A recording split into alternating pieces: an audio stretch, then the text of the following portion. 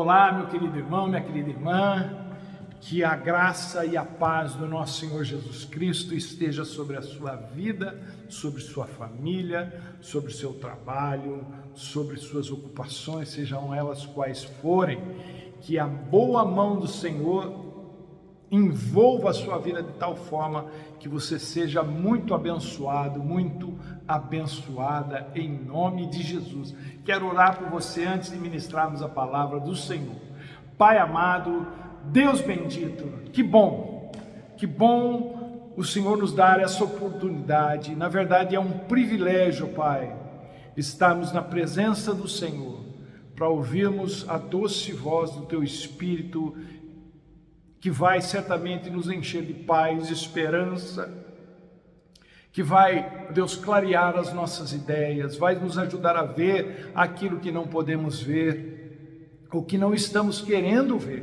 Que o Senhor, nesse momento, vá até esse lar, essa casa, essa pessoa que está nos vendo ou nos ouvindo, e que o Senhor, ó Deus, abençoe essa vida, repreenda todo o mal desse lar, dessa casa, dessa família, ó Pai, e que o Teu Espírito Santo, ó Deus, derrame bênçãos sem par, ó Pai, na vida dessas pessoas por quem nós estamos orando agora, em nome de Jesus. Que a cura chegue nessa vida, que a libertação chegue nessa vida, que a paz chegue nessa casa, ó Deus, em nome de Jesus, e que o Teu nome, acima de tudo, seja glorificado. Em nome de Jesus nós oramos. Amém e amém e amém. Segunda carta do apóstolo Pedro, no capítulo 3. Segunda carta do apóstolo Pedro, no capítulo 3.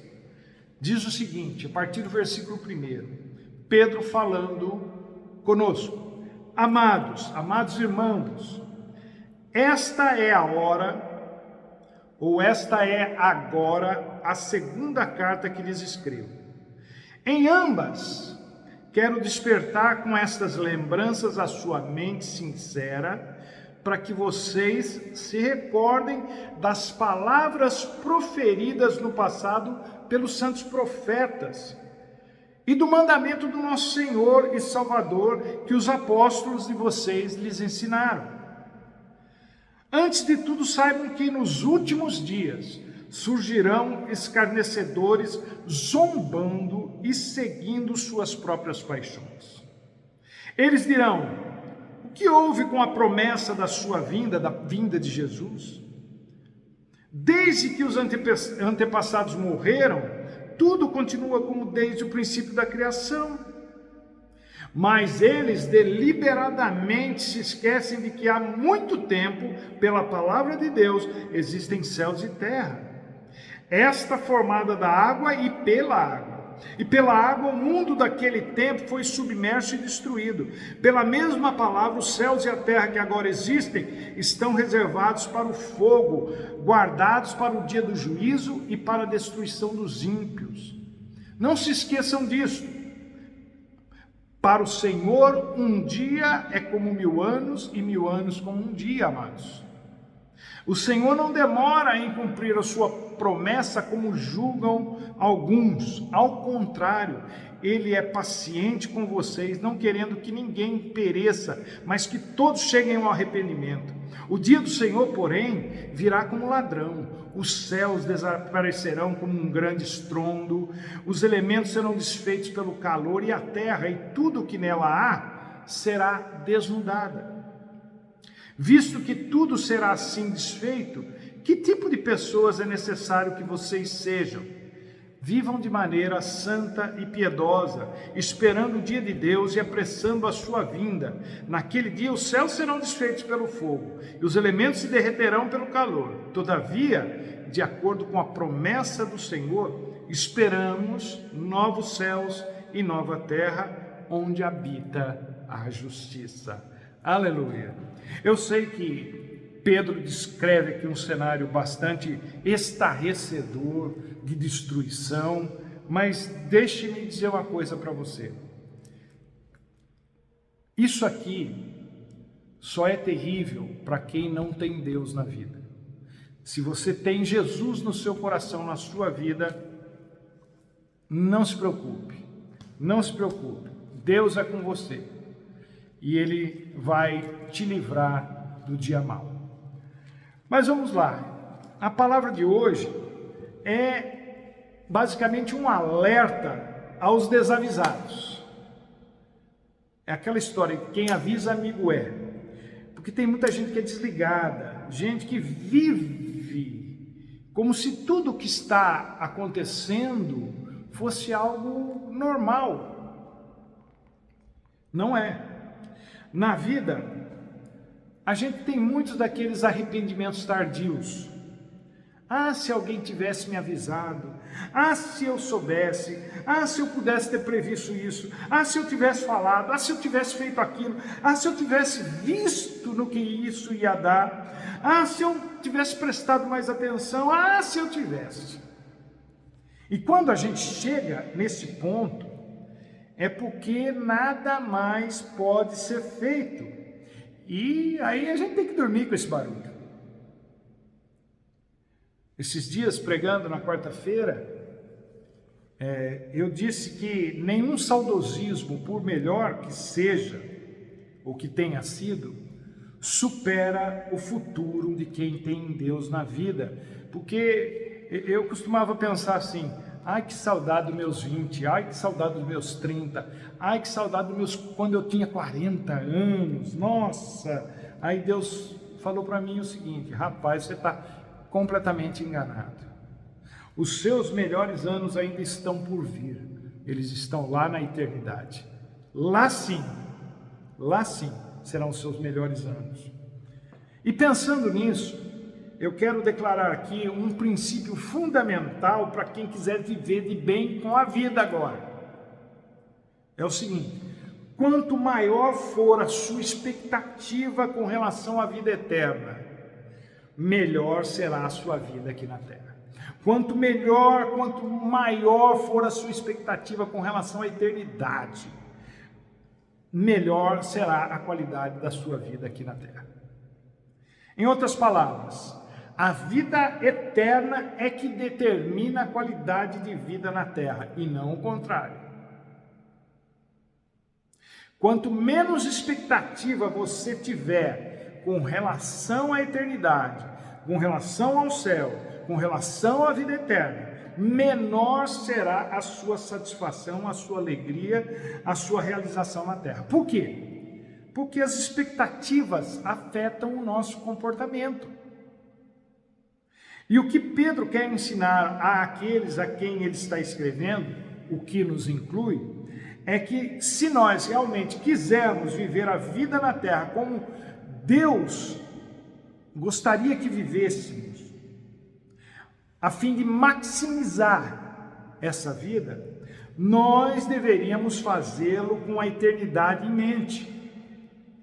Pouca expectativa com relação à eternidade significa uma vida vivida de forma tosca, vazia, querendo saciar todo e qualquer desejo, já que tudo se resume ao pouco tempo que se tem nessa vida. O nosso problema é que a gente não dá à eternidade o seu devido valor. Nós tratamos a vida que nós temos, que nós conhecemos, como se fosse maior e mais importante do que a eternidade. O aqui e agora, para muita gente, é mais importante do que o depois. E a gente justifica isso dizendo, pastor, é a única vida que eu tenho. Eu preciso aproveitá-la da melhor forma possível. Quem disse que essa é a única vida que você tem? E é aí que se comete os piores erros com relação à vida. Querer aproveitá-la com uma intensidade tal que o que realmente é importante e fundamental fica de fora. A vida como a conhecemos tem um tempo determinado para acabar, como diz o Eclesiastes. Há tempo para nascer, há tempo para morrer. Mas a eternidade não tem fim. O melhor ou pior, julgue você, o melhor ou pior jeito de estragar a vida é deixando a eternidade de fora dela. E a gente precisa mudar isso, mudar o nosso foco com relação a isso. Pedro diz aqui que nos últimos dias surgiriam escarnecedores. E quem são essas pessoas, esses escarnecedores? Não são aqueles que só fazem piadas com coisas sérias, não. Escarnecedores são muito piores do que isso, porque a gente brinca com tudo. Brasileiro, principalmente, não vê as consequências das piadas que faz, nem nos lugares mais, indiscretos, vamos dizer assim, lugar que não era para fazer aquilo. A gente brinca com tudo, mas não é no sentido da gente brincar com tudo. Escarnecedor é muito pior do que isso. São as pessoas que, influenciadas pelas trevas, se posicionam contra tudo o que a palavra de Deus diz. São cínicos, gente mal intencionada que zomba da fé na tentativa de destruí-la. E como que eles fazem isso? Além das diretas e indiretas, eles seguem suas próprias paixões, diz Pedro aqui. As diretas são, qual que é a direta, queridos? O Senhor Jesus não disse que ia voltar? Cadê ele? Faz um tempão que vocês falam que ele vai voltar e nada. Vocês querem saber de uma coisa? Eu vou viver do jeito que eu quiser, ou seja, ao meu bel prazer, ou como eu já falei para vocês, ao prazer de Belzebu, do jeito que o diabo gosta, porque isso que vocês pregam não vai acontecer, não. Então, percebam a relação. Quanto mais se despreza a eternidade, mais a pessoa se adequa às paixões da carne. Quanto mais alguém despreza a eternidade, mais se afasta de Deus e mais vulnerável fica à influência das trevas. E cá entre nós, é bem mais fácil se entregar às paixões do que viver tendo a eternidade em mente. Muito mais fácil. Diria até que pela carne é muito mais gostoso. A verdade é que quanto mais a gente se apega à eternidade, mais seriamente levamos a vida.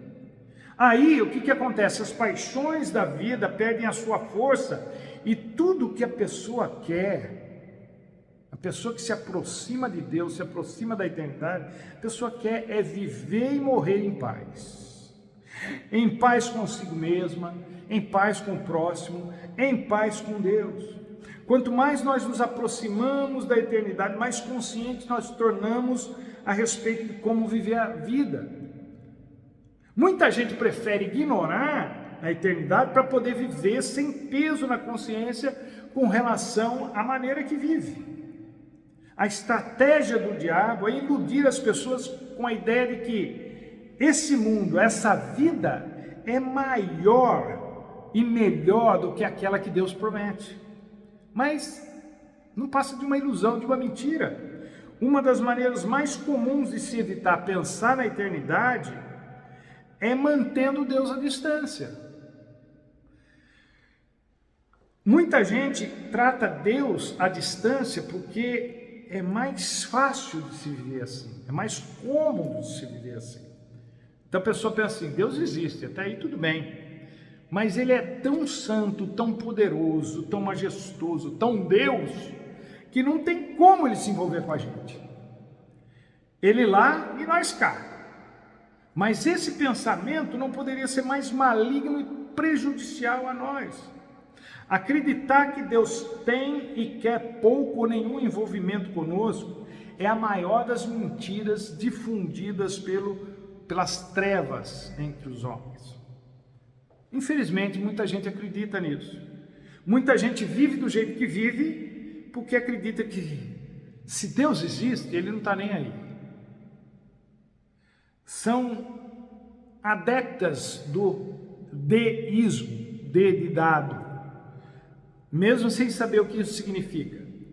Deísmo é a doutrina que, a grosso modo, ensina que Deus existe, criou o mundo, mas o abandonou à própria sorte. Eu criei, agora vocês se virem. Tomem conta, façam o que vocês quiserem. Crer nisso facilita em muito a vida de quem quer viver sem ter que dar satisfação do que faz, do que pensa, do que sente, do que deseja, do que diz. Agora, se Deus existe e Ele se importa a ponto de interagir com a sua criação, então a vida já não pode ser vivida de qualquer jeito. Nesse caso, não há alternativa senão prestar contas a Deus, coisa que a maioria das pessoas detesta fazer, inclusive nós. Pedro cita aqui, ainda que meio obscuramente, o dilúvio no verso 6. Ele diz: e pela água o mundo daquele tempo foi submerso e destruído. E Noé pode ser considerado uma dessas pessoas peculiares do seu tempo. Embora a arca deva ter chamado muito a atenção do povo pelo porte da sua construção, a pregação de Noé não surtiu o efeito que deveria.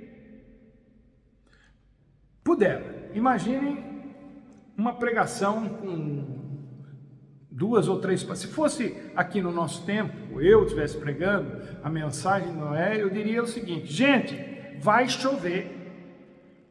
E Noé fez isso com 2 palavras, falando: vai chover. Segundo os entendidos, os doutores da lei, eles dizem que a construção da arca levou 120 anos. 120 anos falando: vai chover, gente. Isso para nós não é nenhuma novidade. Se eu falar que vai chover hoje, mas chove todo dia. Mas naquele tempo e naquela região era algo inconcebível, já que eles nem sabiam o que significava chover. O mundo está cheio de pessoas comuns que são peculiares, pessoas que se destacam não pelo sucesso nos negócios, nem pela beleza física, nem pela inteligência, nem por serem celebridades. Elas se destacam porque destoam completamente das demais que se consideram normais, se é que isso existe, né? Se é que existe alguém normal. Se eu perguntasse a você que está me assistindo ou me ouvindo, se você conhece alguém assim na sua cidade, onde você mora, eu tenho certeza que fala: tem uma pessoa aqui que é uma figura, todo mundo sabe quem é. Ele não é celebridade no sentido de famoso artista, nem tem um negócio muito próspero, mas é a figura. O sujeito, aonde passa, todo mundo sabe quem é, né? Então, o fato que essas pessoas que a gente vê que se destacam, se elas dissessem alguma coisa séria para nós, séria mesmo, a nossa reação seria a de rir, a de achar que aquilo é parte do tipo, da tipologia, da loucura da pessoa, né? Então, foi assim com Noé. Acontece que às vezes, por obedecermos a Deus, nós ficamos parecendo idiotas aos olhos dos outros, porque aquilo que a gente crê, aquilo que a gente prega, aquilo que a gente pensa, aquilo que a gente compartilha, bate de frente com aquilo que a cultura vigente quer impor, ou está impondo. Então, deixa eu dizer uma coisa muito séria para você. Ao contrário do que muita gente vem pregando ultimamente, esse negócio de amor, e que Deus é amor, não se esqueçam das palavras de Jesus em Mateus 10, 32 a 37, onde ele diz o seguinte: eu não vim trazer paz à terra, eu vim trazer a espada. O que isso significa? Não estou incentivando ninguém a fazer justiça e nem lutar, sair brigando na rua. Ele está dizendo que haverá uma divisão entre as pessoas, entre aquelas que creem e aquelas que não creem nele, e que só será digno dele quem o confessar diante dos homens. Essa incompatibilidade chegará a um ponto em que não se terá mais condições de ter um pé em cada canoa, como muitos de nós gostam de fazer. Quero ficar bem com todo mundo, não quero ficar mal lá nem mal aqui, vou fazer um meio de campo. E isso não será possível por muito mais tempo. Já está ficando completamente claro quem é quem nessa história. Mas pastor, quanto tempo até que Deus resolva essa questão de vez? Não sei. O que eu sei é o que está escrito nos versos 8 e 9, que um dia para o Senhor é como 1000 anos e 1000 anos como um dia. O que mais está escrito? Que ele não demora para cumprir as suas promessas como muitos pensam. Nós queremos que as coisas se resolvam rápido, mas Deus não quer que as pessoas pereçam. Ele quer que todos cheguem ao arrependimento. Eu não sei quanto a você, mas às vezes eu me precipito em tirar conclusões a respeito de pessoas. Um dia desse eu liguei a televisão, estava passando um filme, peguei no meio assim o negócio, peguei logo numa cena que me chocou. Três jovens, tipo 18, 17, 19 anos, eles estavam tirando, 2 rapazes e uma moça, estavam tirando um senhor de dentro do carro à força e dando uma surra nele de respeito. Uma surra de respeito. Aquilo, vendo aquela cena, assim, eu senti o sangue ferver dentro de mim, eu fiquei nervoso, com vontade de pegar aqueles meninos e dar uma surra neles. Se eu pudesse entrar na televisão naquela hora, eu acho que eu teria feito, bom, não que eu tivesse feito mais do que eles fizessem em mim, mas eu teria partido para cima, né? Só que o filme continuou, e lá pelas tantas eu descobri que aqueles meninos, aqueles adolescentes eram na verdade vítimas daquele homem, daquele idoso que os havia aliciado para a prostituição quando eram ainda pequenos. E a gente fica com dó dos idosos, mas bandido também fica velho, gente. Idoso nem sempre é bom, né? Também tem culpa no cartório. Esses mesmos que a gente acha que não prestam quando são novos, vão ficar velhos. E quando eu descobri que aqueles jovens, na verdade, eram vítimas e não apenas agressores, eu fiquei envergonhado comigo mesmo, fiquei mal, E alguém pode dizer, mas pastor, nada justifica agressão. E eu quase concordo com isso, quase concordo com isso, porque dizer que nada justifica agressão, sentado na sala assistindo o filme ou telejornal, é muito fácil. Nós não sabemos do que somos capazes até que sejamos submetidos a uma situação realmente complicada. Graças a Deus, Deus não resolve as coisas como a maioria de nós resolveria, porque Ele sabe de todas as coisas que não sabemos, e é extremamente paciente, porque não quer que as pessoas pereçam. E quem são essas pessoas que Ele não quer que pereçam? Nós, não são os ímpios não, porque Pedro está falando conosco, ele começa, amados irmãos, amados, ele escreve, e mesmo que fosse com outras pessoas, Deus não tem prazer na morte do ímpio. Eu não sei com quem eu falei um dia desses, sobre aquela mania que muitos têm, e da minha boca já saiu isso aí, que Deus me perdoe, né? Mas a verdade é que às vezes a gente tem aquela mania de mandar os outros para o inferno. Vá para o inferno. Você faz ideia do que isso significa? Ainda que a pessoa seja uma desgraça, eu acho que a gente não faz ideia do que seja isso, não faz. Deus, segundo o nosso ponto de vista, demora muito para resolver as coisas, mas a verdade é que para Ele o tempo não existe.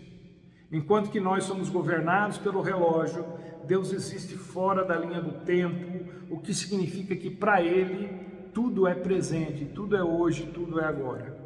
Um dia é como 1000 anos e 1000 anos como um dia, tanto faz. E voltando ao ponto que citei anteriormente, tem um fato aqui no verso 9 que é extremamente inquietante, pelo menos para mim. Deus é paciente conosco, ou por causa da gente, como diz outra versão. Em outras palavras, as coisas demoram para acontecer por causa da gente, nós atrasamos o mover de Deus.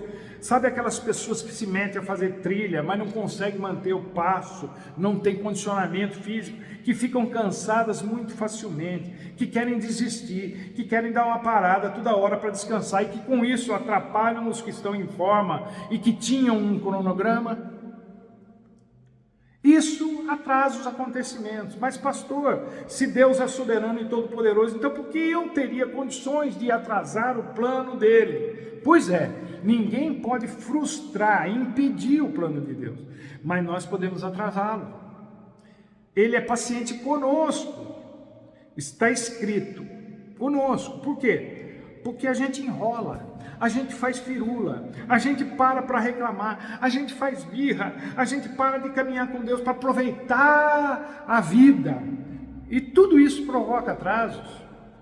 Todos esses atrasos que nós os provocamos quando ou porque deixamos Deus de lado. Então, tem muita gente que gosta de um atrasozinho, né? Tem gente que nunca se encaixa em horário, tem gente que se atrasa para viajar, para pegar voo, tem gente que se atrasa para reunião de negócio, tem gente que se atrasa para entrevista de emprego, tem gente que se atrasa para aula, tem gente que se atrasa para vestibular, tem gente que se atrasa para culto, tem gente que se atrasa para fazer cirurgia, tem gente que se atrasa para o próprio casamento, tem gente que se atrasa para tudo e qualquer coisa, e geralmente esse tipo de pessoa é recorrente nos atrasos, a vida dela é feita de atrasos. Resultado, tempo que se foi e oportunidades que não voltam. Temos vários exemplos clássicos, bíblicos disso. O povo de Deus que foi tirado do Egito e que vai a caminho da terra prometida, numa viagem que no máximo, demoraria 40 dias, demorou 40 anos. Pensa no atraso. No caso de Abraão e Sara, a impaciência deles, ou dela principalmente, provocou problemas muito mais graves do que apenas um atraso. E a gente colhe isso até hoje. Então, embora a gente não possa passar por cima da soberania de Deus, nós podemos atrasar o plano dele com relação à nossa própria vitória, às nossas próprias conquistas. É como se Deus, que não tem absolutamente nada a perder com nada, ficasse do nosso lado esperando que a gente se mexesse. Ô fulano, vamos aí? Vamos? Ah, agora não, agora eu estou fazendo isso. Vamos lá, rapaz. Não, agora não quero. Gente, Deus elaborou um plano por causa da gente, e não o contrário. Ele não criou a gente para levar a cabo um plano. É preciso que a gente entenda isso. Não existe plano sem gente. Assim como uma planta de construção é inútil sem a construção. É um pedaço de papel. Antes uma construção sem planta do que uma planta sem construção, percebem? Agora, embora Pedro deixe claro que a gente pode provocar um atraso no plano de Deus, ele também nos avisa para ficarmos espertos, porque o dia do Senhor vai chegar. Do mesmo jeito que um ladrão invade uma casa, sem avisar, sem pedir licença, e dependendo do ladrão, sua casa e sua vida ficam destruídas. No verso 11 aqui do texto de 2 Pedro 3, ele diz que a gente não deveria ficar perdendo tempo com o que pode e vai ser destruído. Tudo que é material será destruído, diz Pedro. Não vai sobrar nada para contar história. Tudo aquilo que a gente defende com unhas e dentes vai ser destruído. É por isso que a Bíblia nos orienta a pensar na vida a partir da eternidade. De que vale um carro novo se você está na UTI nas últimas? De que vale ter milhões de dólares no banco se você estiver consumido pela depressão? A pessoa nessas condições não tem prazer em nada. De que adianta ter a casa dos sonhos se você não tiver com quem compartilhá-la? Imagine se Noé, que era o justo da época, tivesse sido salvo só ele. A família tivesse morrido no dilúvio, os filhos, a esposa. De que adiantaria ter sido salvo ali? Gente, podem dizer o que quiserem, mas aquela máxima, por mais chavão que seja, é verdadeira. O muito sem Deus é nada, e o pouco com Deus é tudo. A orientação de Pedro é que vivamos de maneira santa e piedosa, não só esperando o dia do Senhor, mas apressando. Por que ele nos incentiva a fazer isso? Porque muitos de nós perderam a perspectiva da eternidade.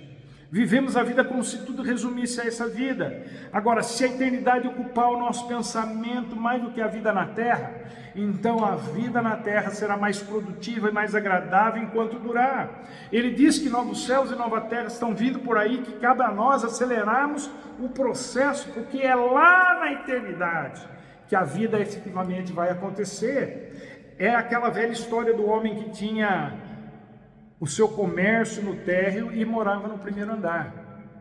A sua sapataria, conserto de sapato embaixo, e morava no primeiro andar. A gente precisa entender isso, a gente precisa trabalhar aqui no térreo, mas temos que estar sempre conscientes de que a nossa casa fica no primeiro andar, que é lá o nosso porto seguro, que é lá onde a gente efetivamente vai descansar, repor todas as energias e desfrutar a vida.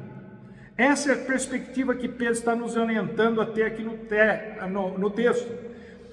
Se alguém te fizesse a seguinte oferta: você quer um carro 0 km agora, ou 5 milhões daqui uma semana, qual você abraçaria? A maioria das pessoas iria por aquela premissa: mais vale um pássaro na mão do que 2 voando, e aceitaria o carro na hora. Vai que! É o que a maioria das pessoas faz com relação à vida que tem diante de si. Por quê? Porque não confia na promessa de Deus. Priorizar Deus é ficar com o investimento a longo prazo, é confiar que Ele vai cumprir o que prometeu. Lembre-se que o céu é que governa sobre a terra e não o contrário. Então, gente, é tempo de acordar, é tempo de definir prioridades, é tempo de definir se Deus é mesmo a sua prioridade, porque se não for, a sua vida aqui na terra pode ser bem difícil, bem complicada. Então, quem avisa, amigo é. E eu espero que você renove a sua aliança com Deus, que você se entregue a Deus verdadeiramente, que você tenha o melhor dos dois mundos, do mundo natural e do mundo espiritual. Só te lembrando que a única maneira de você ter o melhor dos dois mundos é vivendo essa vida com a eternidade em mente. Que Deus te abençoe e até a próxima, se Ele assim nos permitir.